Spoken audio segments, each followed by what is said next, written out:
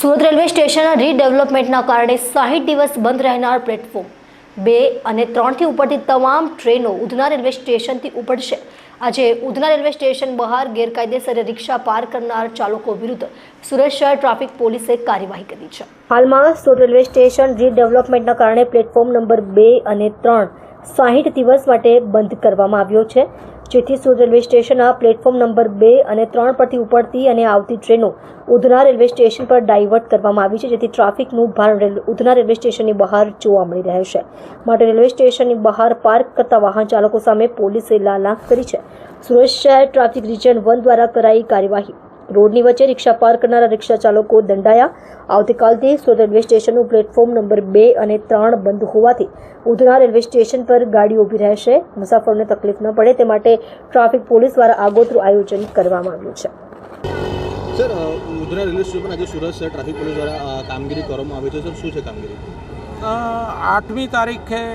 8મી તારીખથી ઉધના રેલવે સ્ટેશનથી બીજી 100 જેટલી ટ્રેનો ઓપરેટ થનાર છે।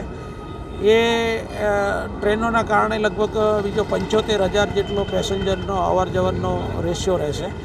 એને પહોંચી વળવા માટે ઉધના રેલવે સ્ટેશન ખાતે સૂર્યા હોટલથી મેઇન જે આઉટગેટ છે ત્યાં સુધી વન વે કરવામાં આવશે। ત્યાર પછી રિક્ષાઓ માટે દિવાલની લાઇનમાં પાર્કિંગ કરવામાં આવેલું છે। સામે શોપિંગ સેન્ટરો છે ત્યાં નો પાર્કિંગ જાહેર કરવામાં આવેલું છે।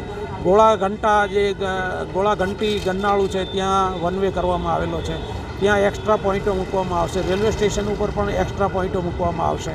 અને જે નવસારી સચિન મેઇન રોડ ઉપરથી રેલવે સ્ટેશન આવવાવાળા વાહનો છે એ લોકોએ રોડ નંબર 3થી ડાબી બાજુ વળી રાજકી ફેક્ટરી 4 રસ્તાથી જમણી બાજુ વળી 0 નંબર ઉપર આવી અને રેલવે સ્ટેશન ઉપર જવાનું રહેશે, જેથી સામસામે આવતો ટ્રાફિક બંધ થઈ જાય અને એના કારણે કોઈ જામ ન થાય।